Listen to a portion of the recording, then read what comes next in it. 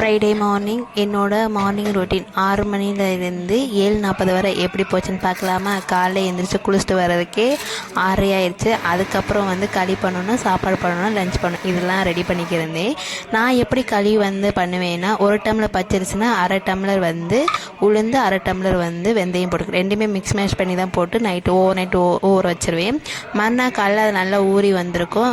அது நல்லா மிக்ஸி ஜாரில் போட்டுக்கலாம். நான் கொஞ்சம் ரேஷியோனால மிக்ஸி ஜாரில் போட்டிருக்கேன். சப்போஸ் நீங்கள் அதிகமாக குவான்டிட்டி பண்ணுறீங்கன்னா கிரைண்டரில் போட்டுக்கலாம். இது நல்லா மாவு அரைச்சி பேஸ்ட் ரெடி பண்ணி வச்சுட்டு அப்படியே போய் வாசலை தொலைஞ்சு கோலம் போட்டுலான்னு சொல்லிட்டு கரெக்டாக 7 மணிக்கு போனேன். சின்னதாக தான் அது. வெள்ளிக்கிழமையான ஸ்டார் போடணும், இல்லைன்னா படிக்கோலம் சொல்லுவாங்க.